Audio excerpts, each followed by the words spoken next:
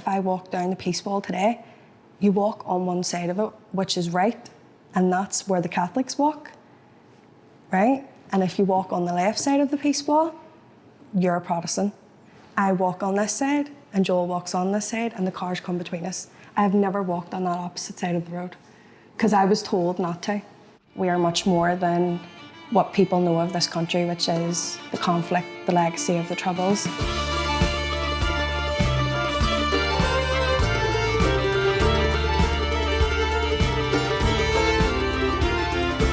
My name is Catherine Vaughan, I'm 24 years old and I live in West Belfast and I'm a youth engagement officer. I'm a youth worker and it's my passion. My name is Joel Keys. I'm a 22-year-old young person from Belfast. I've been doing work politically here for a few years now. Welkom in Noord-Ierland. Dit is Belfast, de geboorteplaats van de Titanic, tegenwoordig een bruisend cultureel centrum. Maar deze stad heeft ook een zware historische erfenis. Belfast was een van de epicentra van de Troubles. Een term die wordt gebruikt voor het 30 jaar durende conflict in Noord-Ierland. Tussen aan de ene kant nationalistische en republikeinse Ierse katholieken, die voorstander waren van een verenigd Ierland vrij van Britse heerschappij. En aan de andere kant protestantse unionisten, historisch verbonden met de Britse kroon. For the first lot of years of my life, I would have called myself British and British only. As I've grown older, I've come to accept the label Irish. I am an Irish person, I'm a British-Irish person, and beyond that, I'm a unionist. I believe in the idea that we should remain in the union with the United Kingdom. To deny my Irish identity is almost to deny the spirit of uniting these different separate identities together. When you say you're a Republican, it comes with a lot of flack.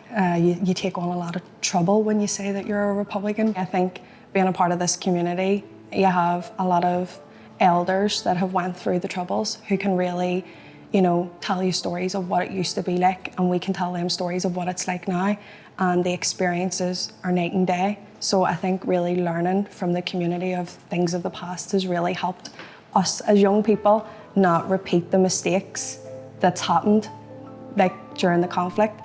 Het conflict, de Troubles, kwam voort uit eeuwenlange spanningen tussen de Ieren en de Engelsen. In 1921 beëindigde het Anglo-Ierse verdrag de Ierse onafhankelijkheidsoorlog, waarbij de Ierse Vrijstaat, het moderne Ierland dus, werd gecreëerd en Noord-Ierland ervoor koos om deel te blijven uitmaken van Groot-Brittannië. In 1948 werd Ierland een republiek en verliet het gemeenebest. In de jaren die volgden escaleerden de spanningen in Noord-Ierland. Er was een groep die de twee Ierlanden weer samen wilde brengen, maar er was ook een groep die wel onder Brits bewind wilde blijven. En aan het einde van de jaren 60 brak er een gewelddadig conflict uit. 30 jaar later maakte het Goede Vrijdagakkoord officieel een einde aan 3 decennia van bloedvergieten. De littekens die deze periode heeft nagelaten zijn nog steeds voelbaar in de samenleving. We don't really talk about it in our family. It's kind of you're walking on eggshells. Whenever you ask questions, people are usually happy to give you answers.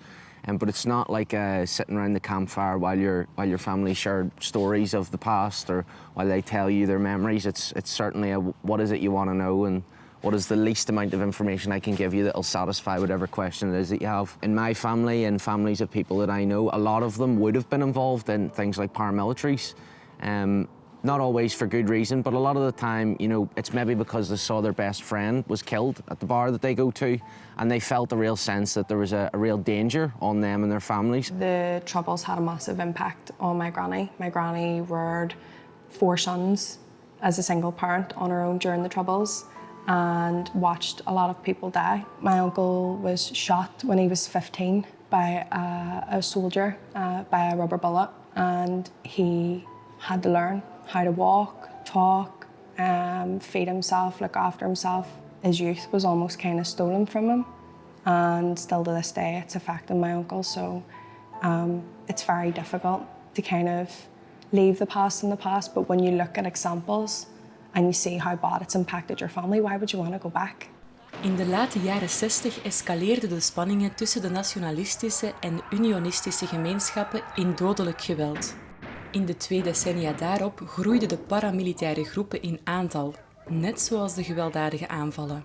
Het conflict leek stilaan op een burgeroorlog, gekenmerkt door sensationele bomaanslagen, moordaanslagen, straatgevechten en gevangenisstraffen zonder proces. Zeker 3500 mensen kwamen om en 40.000 mensen raakten gewond. So this is it here. This is my great granny, Kathleen Clark. She is the second woman down in the middle. She was always out in the front line trying to protect those who were being wrongfully persecuted or discriminated against. Even if the kids didn't belong to her, she would have always said, "That's my son, that's my nephew." She would have been running after them because, you know, kids were being injured as a result. They were being shot. They were in areas that were really unsafe. So this is an important part of my history.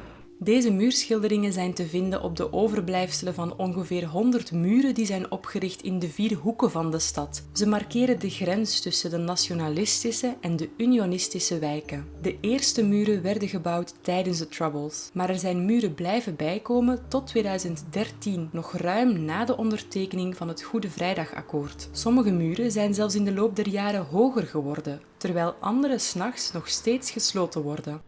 Hoewel religie nu minder aanwezig is in het leven van jongeren in Noord-Ierland, groeiden Catherine en Joel op in een stad die op basis van dit label de ene groep van de andere scheidt. I was told that I couldn't wear an O'Neill's top or a Celtic top or my GA gear walking about the city centre or the Schenkel because I would be a target. I have Irish tattooed on my forearm and I was also told by my father, don't tattoo anything Irish, because it's an identifier.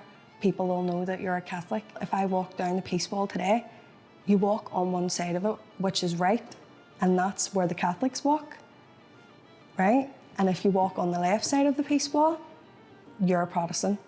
I walk on this side, and Joel walks on this side, and the cars come between us. I've never walked on that opposite side of the road, because I was told not to. Deze verdeeldheid bestaat op alle niveaus, over de provincies van Noord-Ierland heen, in de hoeken van de straten van Belfast en zelfs op de trottoirs. In sommige Britse wijken wapperen paramilitaire vlaggen naast de Union Jack. Paramilitaire groepen werden officieel ontbonden na het Goede Vrijdagakkoord, maar nog steeds meer dan 40% van de jongeren in Noord-Ierland voelt vandaag de impact. They did not disband. That's a fact. They may have destroyed some of their weaponry or whatever, but they are still there, very much. But in this country, when we talk about paramilitaries, there is no nuance when we use this term. It's all very simple. If you're a paramilitary, you're a bad guy who did bad things, and you're one of the evil ones. Yeah, that one. Whenever we're talking about them here, they often talk about them like they're foreign invaders or they're colonizers, but a lot of times it's our uncles or it's our brothers or our cousins, or you know, it's people that we know and have grown up in this area who are known in the area. Usually highly respected paramilitary members would be highly respected members of their community regardless of whether they were in it or not. So it's hard on a practical level to break up these organisations, because if you have 10 people who have always done crimes together and now it's 10 people who just sometimes do crimes together, it's like it's very hard to work with that, especially when you can't come in and force people not to speak to each other again. And it's not like you can take them out and send them back to where they came from because they're from here.